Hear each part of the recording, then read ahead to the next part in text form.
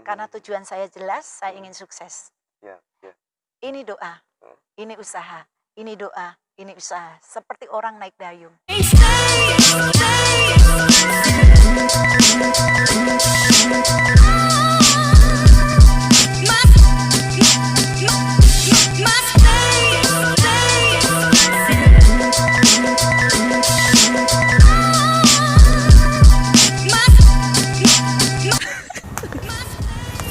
Yo, what's up yo? Wadidaw kacau. Gusti, jumpa lagi dengan saya Bayu Prakoso, Brand Manager Milenial di podcast Papi Bayu. Hari ini kita akan nemuin seorang ibu yang super banget, Wonder Woman sejati. Ikut Papi Bayu yuk.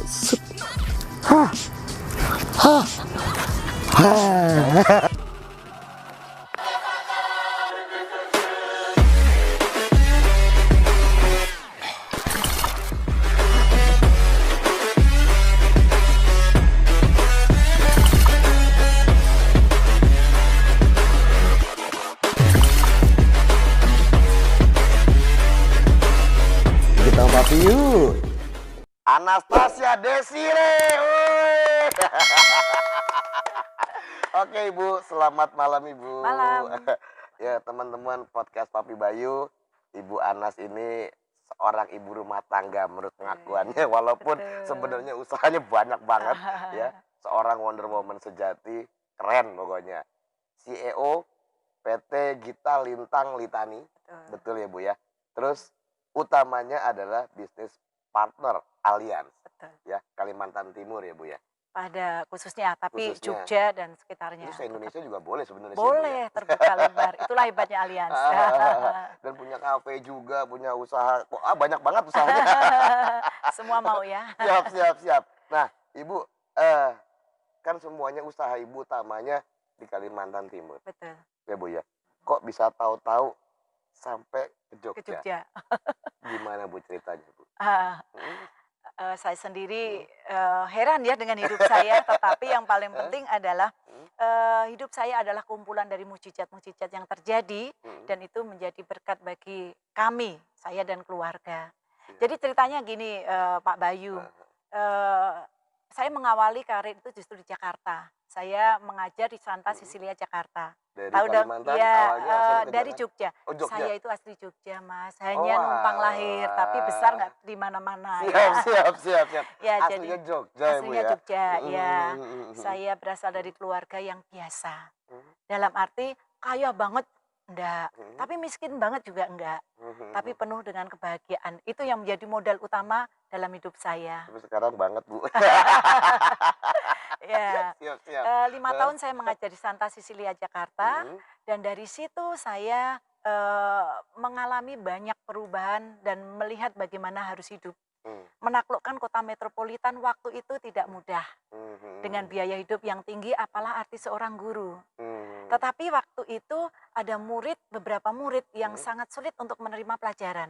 Saya hanya katakan, kamu jangan pulang dulu ya nak ya, nanti belajar lebih dengan ibu.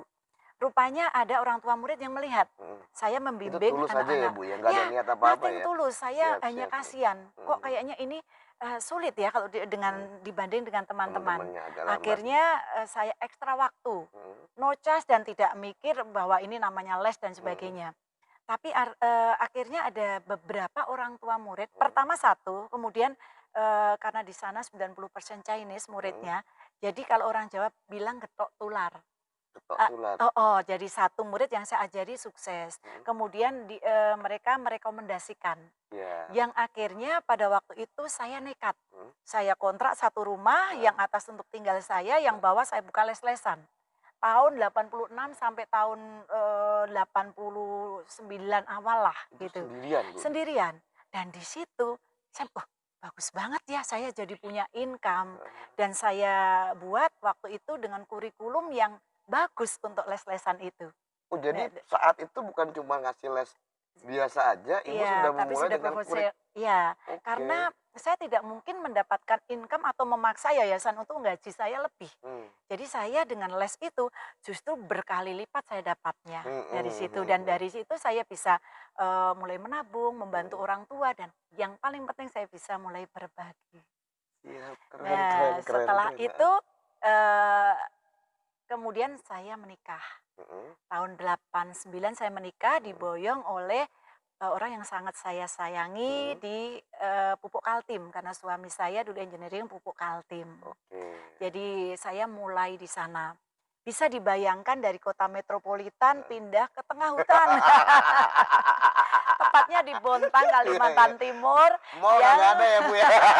Belum seperti ini. 28 tahun yang lalu, betul. Naik pesawat yang isinya hanya 8 orang, hanya 10 orang, dan di sana belum ada jalan raya, belum ada handphone. Dan itu 2 kali pasti pesawatnya juga ya? Iya, jadi dari sini Balikpapan, dari Jogja Balikpapan ke Bontang pesawat kecil. Tetapi karena sayang dengan suami, bagaimanapun kita harus mendampingi. Siap. Masalah muncul pada saat suami berangkat bekerja. Lah aku ngopo gitu. Jadi pada saat mencuci baju seragam, ini air mata menetes antara air keran dan baju itu bersaingan gitu, karena belum punya mesin cuci, hidup dalam kesederhanaan waktu itu. Tetapi rupanya tidak perlu lama ya, Tuhan kasih saya kesempatan untuk membenahi atau adaptasi dengan menjadi seorang istri yang muda. Karena setelah 3 bulan saya diterima menjadi tenaga pengajar di Yayasan Pupuk Kaltim. Jadi perusahaan Pupuk Kaltim itu memiliki yayasan yang mengajar terutama untuk anak-anak para karyawan Pupuk Kaltim. Dan guru lagi di situ. Nah, indahnya menjadi seorang guru, kita benar-benar bisa menyayangi murid-murid. Nah, di sana saya membawa perubahan yang pada waktu itu belum ada di sekolah itu, yang saya dapatkan di Jakarta. Salah satunya misalnya buku penghubung antara orang tua dan murid. Bagaimana itu setiap kali apa yang ingin guru katakan, itu nanti ditulis kemudian tanda tangan orang tua. Itu namanya buku penghubung. Waktu itu belum ada. Saat itu. Kemudian buku tugas. Dan ada beberapa yang saya ambil dari dari Santa Cecilia ke Yayasan Pupuk Kaltim. Nah, kemudian tidak lama Tuhan memberikan kami karunia seorang anak. Kemudian walaupun itu melalui proses yang lumayan panjang gitu ya. Terus adiknya lahir. Nah, dalam waktu membesarkan itu dilema muncul. Suami saya sebagai karyawan Pupuk Kaltim, saya sebagai guru yang memiliki jam kerja hampir sama dengan Pupuk Kaltim. Jadi berangkat jam 7, istirahat 1 jam, kemudian kembali lagi jam 4 pulang. Kalau terlambat pagi, anak-anak sudah pada di depan kelas, nanti kepala sekolah datang, ibu gurunya mana? Belum datang. Wah, dari situ. Pilihan lagi nih. Di satu sisi, begitu pulang, suami saya pulang, yang dibawa apa? Rasa capek. Anak-anak dapat sisanya capek. Di situ menjadi dilema. Kemudian tidak berapa lama, mungkin selisih 8 tahun ya, karena memang saya pingin banget memiliki anak lagi. Akhirnya lahirlah anak yang ketiga, namanya Mbak itu. Regina Priscilla Litani itu. Nah, itu menjadi berkat kopi ini ya. Beli ya teman-teman, nanti nomornya ada di sini. Iya, dia multi talent, semua mau dia kerjakan gitu. Saya juga salut. Kopinya enak. Udah dipromosikan ya, terima kasih. Nah, pada saat lahir anak ketiga, di situ saya diskusi benar sama suami saya.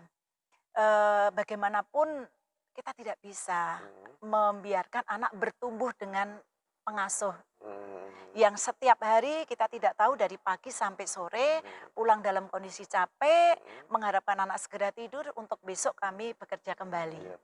Akhirnya keputusan yang lumayan berat itu kami ambil, saya memutuskan untuk keluar dari Yayasan Pupuk Kaltim. Itu kondisinya satu mungkin berat kali ya Bu ya? Salah satu berat, tetapi saya punya keyakinan paling tidak punya income tetap dari suami. Nah, tetapi sebelum saya memutuskan keluar, saya nggak nekat keluar gitu saja, karena setiap bulan saya juga punya income yang bisa membantu keluarga. Nah, pada saat anak saya ini lahir, Mhm. datang adiknya teman saya Mhm. yang menawarkan tentang asuransi. Asik, Tahu ini dia. sendiri dong. Mhm, mhm. Pada saat itu, Mhm. saya sendiri alergi. Kayaknya gatal-gatal lah kalau dengar asuransi ya. Aduh, enggak deh. Pada waktu, dia nawarkan, saya Mhm. bilang, "Saya bantu aja deh daripada saya harus beli polis," Mhm, gitu. mhm. Tetapi keuletan dari, adiknya teman saya itu Mhm. untuk datang ke rumah, menjelaskan manfaatnya, Mhm. kebetulan suami saya waktu itu, juga tidak begitu tertarik dengan asuransi. Mhm. Saya hanya katakan dan sedang dinas di Surabaya, Mhm. saya hanya katakan, Oh, sudah pindah ke Surabaya? "Belum, hanya dinas Oke. hanya dinas. Mhm. Pak, ini ada adiknya teman yang Mhm. nawarkan tentang asuransi. Mhm. Sepertinya saya bisa menabung. Mhm. Paling tidak saya bantu dia karena Mhm. sedang mencari pekerjaan di Bontang. Mhm. Karena semua keuangan itu saya yang menghandle Mhm. dan suami saya percayakan sepenuhnya ke saya. Mhm. Suami saya hanya mengatakan, ya kalau memang merasa mama cukup ya silahkan. Mhm. Akhirnya saya ambil satu polis yang Mmm. merupakan polis terbesar katanya saat itu. Oke. 5 juta per tahun waktu Heeh.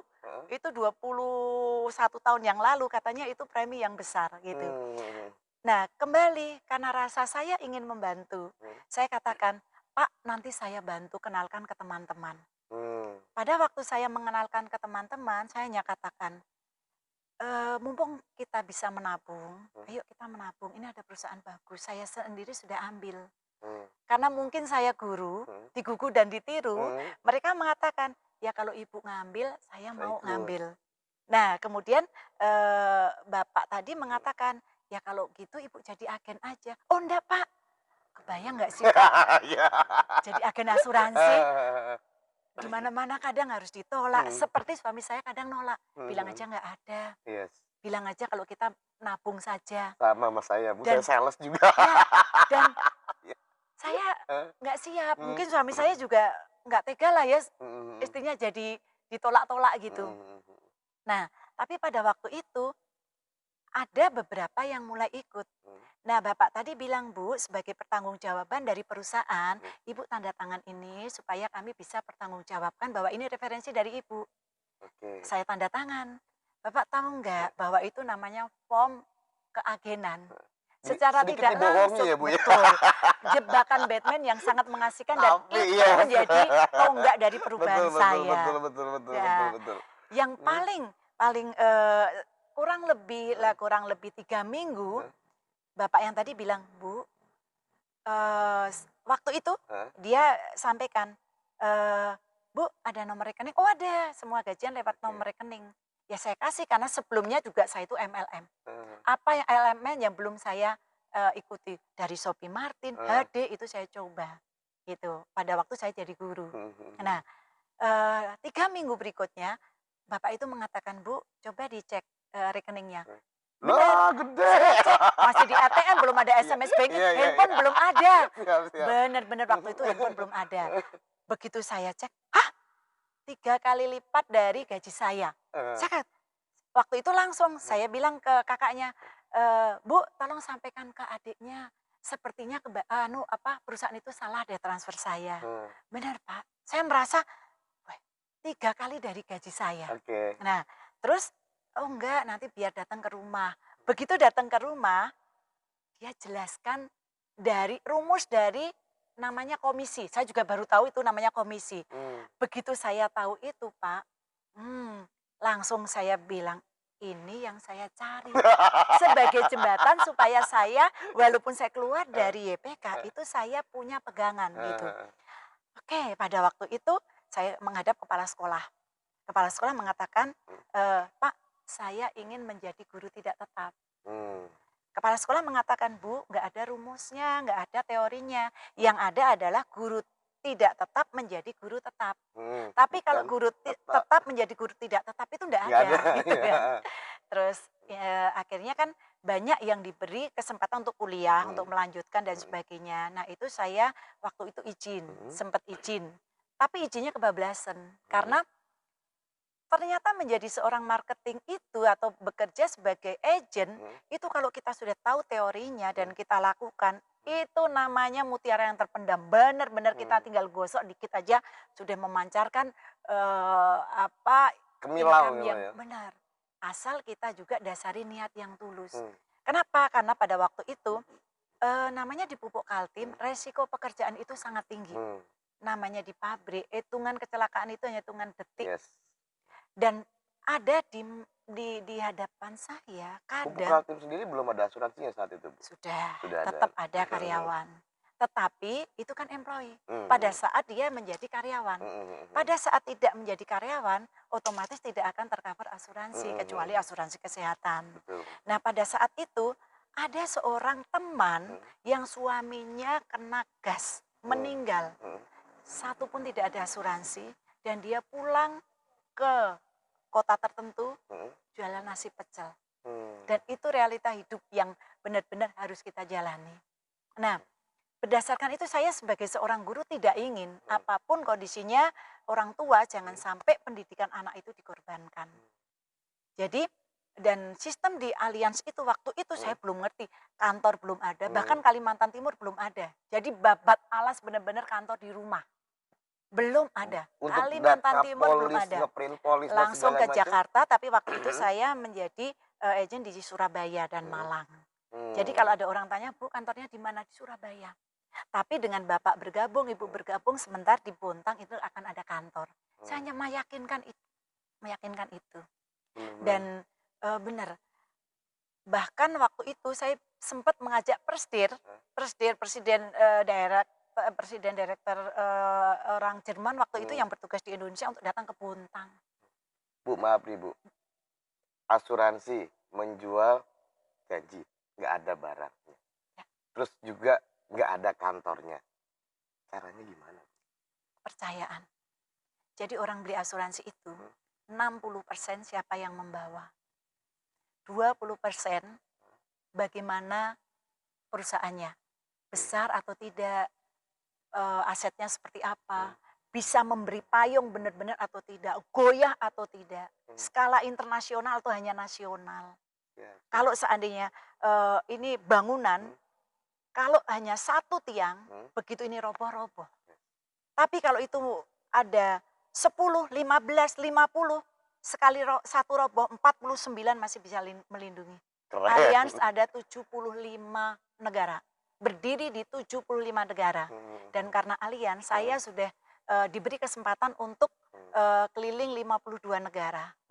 Dan saya melihat benar betapa orang luar itu hidup karena asuransi. Gitu. Kemudian kalau tadi saya katakan 60% dari siapa yang membawa, 20% itu perusahaannya, 20% produknya seperti apa. Saya perlu enggak? Kalau hubungan kita baik, itu 80% siapa yang membawa. Udahlah kalau Pak Bayu saya yakin, perusahaannya bagus kan, nggak mungkin kalau nggak bagus Bapak berada di situ. Produknya Bapak tahu kan yang saya butuhkan, sudah. Tapi tadi yang keren itu Bu, cara perekrutannya berarti jangan dijelasin komisi dulu ya Bu ya. Niatnya dulu tulus aja dulu gitu. Malah Kadang orang Ibu. tidak semua itu orientasinya ke uang gitu.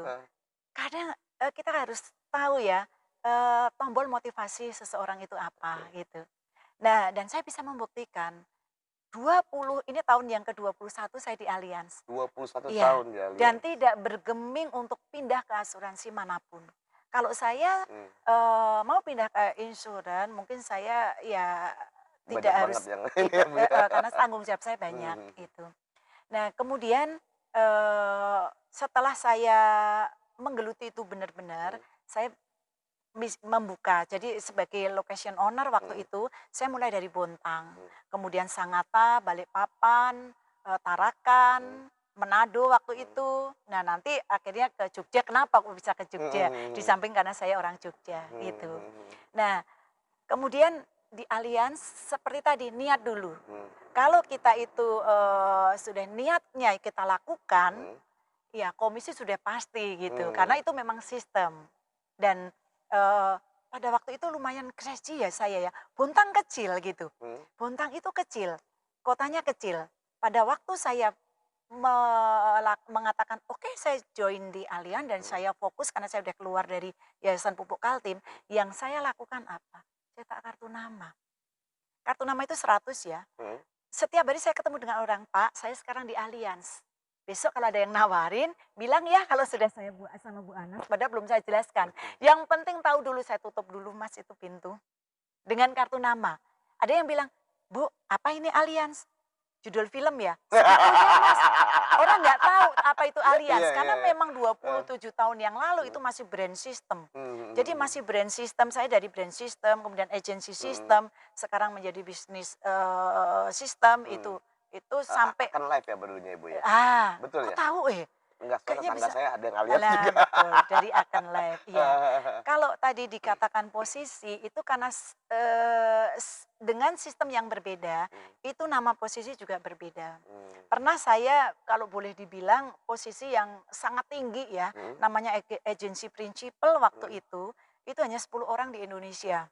Itu waktu itu pernah, pada waktu agency system, itu namanya agency principal, itu posisi yang sangat tinggi. Tapi sekali lagi bahwa sistem itu bisa tetap, tetapi bagaimana pencapaiannya, atau bisa saja sistem berubah, tetapi kalau kita bisa komitmen itu terus gitu. Nah, kenapa saya di Allianz? Yang pertama karena perusahaannya, yang kedua karena produknya, yang ketiga karena memang saya taunya waktu itu Allianz dan saya tujuannya membantu orang, dan ternyata kedepannya banyak tim-tim yang terbantu dari itu. Oke. Keren, 3 faktor sudah masuk. Yakin sama diri sendiri, yakin sama produknya, yakin perusahaannya. Jos, Betul. jadi dah kayak gitu. Paten banget. Terus sampai Jogja dan buka kantor di Jogja.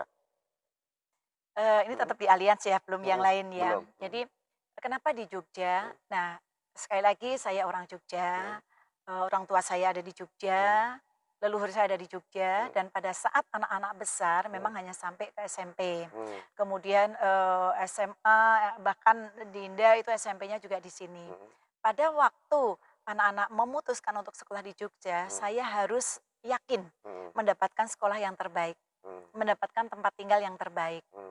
Kemudian pada saat saya mengantar anak-anak sekolah, saya melihat jiwa saya itu kan Allianz. Saya melihat kok Allianz Udaranya kayaknya, Allianz, Bu ya. kalau di ini mungkin biru ya, biru Suzuki 21 tahun gitu ya.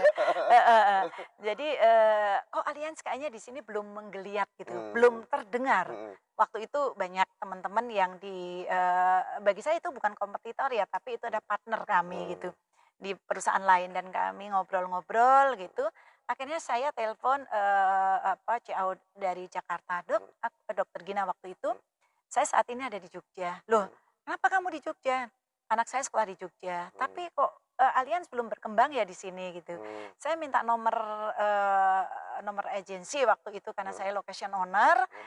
Kalau saya dapat nomor, saya berhak untuk membuka kantor dimanapun. Oh gitu. Jadi syaratnya punya tim, punya nasabah, tetapi waktu itu beliau katakan, berapa nasabahmu, berapa timmu, gitu. Saya katakan, justru di sini saya baru mulai Dok. Saya akan memulai gitu. Tempat tinggal kamu sudah punya? Sudah, saya sudah beli 5 ruko waktu itu di Babarsari. Tidak berapa lama beliau percaya karena waktu itu kesuksesan saya di Kalimantan ya, di beberapa kota, dan saya kelola dengan sangat sangat bagus gitu. Saya juga bisa menunjukkan dengan omset yang bagus gitu. Nah, akhirnya saya mulai bikin agensi di situ, di Jogja. Karena dengan harapan pada saat saya nengok anak saya mulai juga bekerja gitu. Nah, sehingga beberapa kantor yang tadinya di Jogja ada sekitar 4 ya, ada kantor, itu Gabung. jadi 1. Sekarang kantornya hanya 1 di Babarsari dan terbuka, termasuk nanti bisa bergabung. Siap. Monggo, ya. Bu, berarti kan, tapi kalau di Allianz kan boleh ya Bu ya? Kan ini kita juga di Google pasti kan kelihatan Bu. Ya. Untuk minta level awal penghasilannya berapa, level ini penghasilannya berapa. Ya. Nah Ibu ini kan udah tinggi banget Ibu, bisnis partner Allianz. Ya. Punya kantor juga. Sebulan dari Allianz berapa Bu? Kalau di Allianz itu ada kita ada kelompok ya, ada member yang kita sebut MDIT. MDIT itu Million Dollar Income Team. $1 million Income Team. Oke. Itu orang yang masuk di situ minimal penghasilan 1 tahun 1 miliar minimal. Itu bintang 1 namanya. Bintang 1. Kalau bintang 2 miliar, bintang 3 miliar. Jadi income di Allianz tidak terbatas. Nah, pengelompokan ini atau nama ini, namanya MDIT ini sebenarnya baru beberapa tahun ini. Sedangkan saya kan di Allianz sudah 21 tahun ya, Oke. apalagi dulu locational Bintang owner 7 juga. berarti punya. Jadi pernah merasakan income yang memang sangat-sangat besar. Apalagi saya dulu juga mencapai MDRT, Million Dollar Roundtable, sebuah pengakuan tingkat internasional untuk agent asuransi. Itu bisa 3 kali saya capai dan 3 kali berturut-turut. Itu. Nah, tapi ada satu waktu itu cita-cita saya. Cita-cita saya waktu itu simple banget. Saya itu pingin punya usaha ruko. Jualan lagi gitu ya. Kok enak ya orang punya ruko itu atau punya usaha. Mungkin karena dulu saya belajar sama orang Chinese ya. Setiap hari buka toko, jualan, malam tutup, hitung income gitu. Aduh, enak banget gitu. Nah, di Bontang itu ada satu toko yang saya pelajari. Setiap hari saya itu masuk ke toko itu. Apa sih yang membuat toko ini rame? Yang pertama saya temukan barangnya banyak, lengkap. Yang kedua, agak murah. Nah, miring lah ya. Miring dibanding yang lain. Walaupun hanya selisih 500.000, 500 perak itu kan ibarat 500 perak lah ya. Itu kan bagi ibu-ibu itu sangat berarti. Berasa. Kemudian lengkap, kita cari peniti pun ada. Ibaratnya gitu. Terus suami saya kadang bilang gini, mau beli apa lagi Toma? Padahal saya hanya ingin mengamati. Ya saya pikir saya nggak perlu belajar ya orang yang belajar di tempat yang ada gitu. Tapi memang saya selalu ke situ, saya lihat kapan ya saya punya seperti ini gitu. Tapi kan modalnya harus banyak. Lah itu salah satu kenapa saya bergabung di Allianz. Cari modal tanpa modal gitu. Itu dulu. Karena kalau tiba-tiba saya mau buat toko, berapa gaji suami, berapa gaji saya, sampai kapan saya bisa buka toko gitu. Jadi percepatan income yang sudah dijelaskan sama yang rekrut saya, kenapa saya tadi bilang ini mutiara? Karena ini yang saya cari. Bagaimana sih saya dapat modal untuk saya punya bisa punya toko, tapi tanpa modal gitu. Dengan tujuan bahwa saya tidak membohongi orang. Ini bukan money game. Kalau klaim tidak dibayar itu pasti ada sesuatunya dan sesuatu itu yang saya minimalkan. Sehingga hampir semua klaim nasabah saya terbayar. Kalau tidak terbayar, saya berani bukan pasang badan untuk membayar, tapi ada apa? Siapa yang di sini yang miss? Itu saya akan berusaha untuk clearkan. Jadi itu. Nah, karena saya lihat ada toko serba 5.000. Jiwa bisnis saya kembali muncul. Saya amati lagi, apa sih serba 5.000? Ya, walaupun hanya sekedar vas, barang pecah belah, jepit dan sebagainya, tapi semua tertata dengan rapi. Saya datang ke 4 kalinya ke situ, kemudian saya amati dari jauh, loh ini kok ada kasir salaman sama customer. Kemudian saya tanya, Mbak kok salaman sama pembeli? Itu owner Bu, oh itu owner gitu. Saya kejar, selamat malam Pak. Biasa kan orang marketing gitu ya. Selalu senyum lah gitu. Selamat malam Pak, aduh Pak tokonya bagus sekali dan rame. Oh iya Bu, terima kasih. Pak, saya dari Bontang.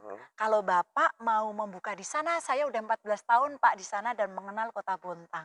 Ini kartu nama saya kasih kartu nama Allianz. Kan di mana-mana kita harus bawa kan kartu nama kalau mau tukar nomor, iya kalau beliaunya mau kan, ya udah saya kasih. Terus, oh iya baik. Ya belum diresponnya ya biasa beliau sebagai pengusaha dengan waktu yang terbatas. Tapi paling tidak saya sudah kasih kartu nama. Sudah nggak banyak berharap lah namanya owner setingkat itu gitu.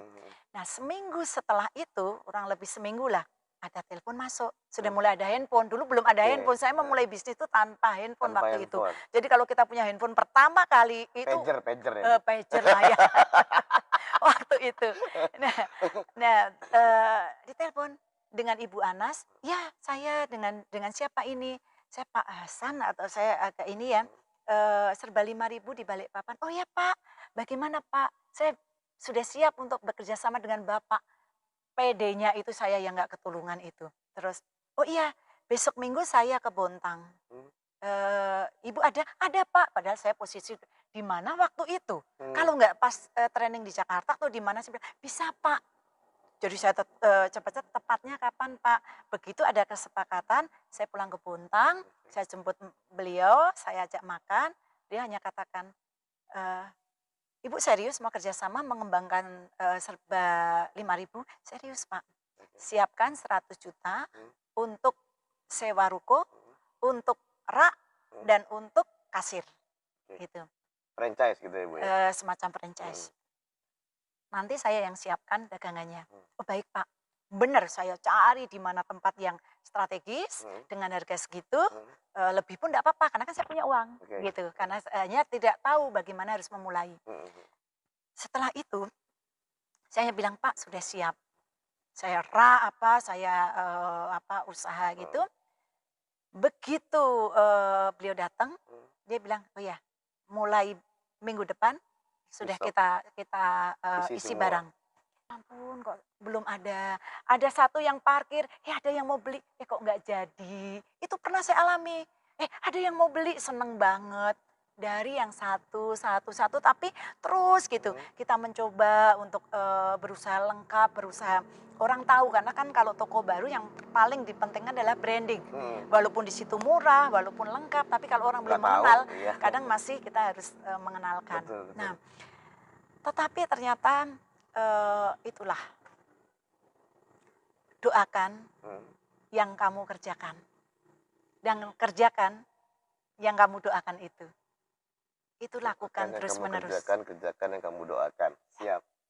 Dan itu menjadi satu kesatuan, nggak bisa dipisah. Karena tujuan saya jelas, saya ingin sukses. Ya. Ini doa, ini usaha, ini doa, ini usaha. Seperti orang naik dayung. Ya. Kalau hanya doa terus, ini hanya muter terus. Usaha terus juga hanya satu muter terus. Tapi usaha dan doa, saya jadi semangat. Dari situ terus berkembang bahwa bahkan saya punya cabang. Dari tetap sama itu juga, kerja sama itu, Gitu. serba Oh 5.000. enggak, dari Bontang setelah sekitar 8 bulan, saya nggak bisa bertahan dengan serba 5.000. Saya dapat barang bagus-bagus, nggak mungkin saya jual 5.000. 5.000. Saya nggak bisa memberikan kelengkapan toko ini sesuai dengan kebutuhan customer dengan harga 5.000. Jadi saya izin, karena saya sudah lepas nggak punya hutang gitu. Saya hanya, "Pak, boleh saya masukkan barang-barang yang sesuai dengan permintaan orang-orang Bontang?" "Oh boleh, silakan." Sejak itu toko saya semakin lengkap, semakin besar. Karunia itu Bu. Iya. Karunia. Dan karunia itu adalah berkat nama karunia itu.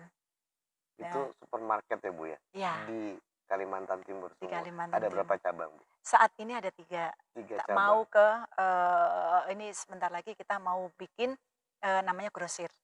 Mantap. Gitu. Sekarang Bu, arti keluarga buat seorang Anastasia Desire. Asik. Kayaknya ini penting banget soalnya buat Anastasia Desire itu nama pemberian anak saya sebenarnya ya pada saat membuat akun itu. Nama saya sendiri Anastasia Sumartini, pemberian dari orang tua yang beberapa kali ganti nama, kecuali Anastasianya karena itu permandian. Orang bilang kan ada nama yang tidak kok sakit-sakitan kemudian diganti, dan nama itulah yang menjadi nama saya, segar, bugar, waras, kewarasan gitu ya. Nah, bicara tentang keluarga Mas, bagi saya keluarga adalah as yang pertama. As yang pertama. Inti dalam hidup saya. Itu yang pertama. Keluarga saya adalah boleh dibilang garda paling depan. Asnya Tuhan. Jadi garda paling depan dalam hidup saya adalah keluarga. Kalau sudah bicara keluarga, saya adalah ibu yang sangat-sangat menyayangi keluarga. Kenapa ini semua saya lakukan juga karena keluarga. Tuhan beri kekuatan saya. 5 tahun yang lalu suami saya dipanggil Tuhan. Dalam keadaan yang anak-anak belum selesai sekolah. Belum ada yang menikah. Dan saya dituntut untuk mengambil menjadi dua peran itu. Dan waktu saya berikan semua untuk keluarga. Mas, saya itu kuat untuk bekerja, kuat untuk apapun. Tapi kalau sudah bicara tentang anak, tentang keluarga, hati saya begitu rapuh karena saya begitu mencintai anak-anak saya. Saya bilang, dan saya belajar dari orang tua saya, jadilah pohon yang akan dikenal buahnya, Yondo.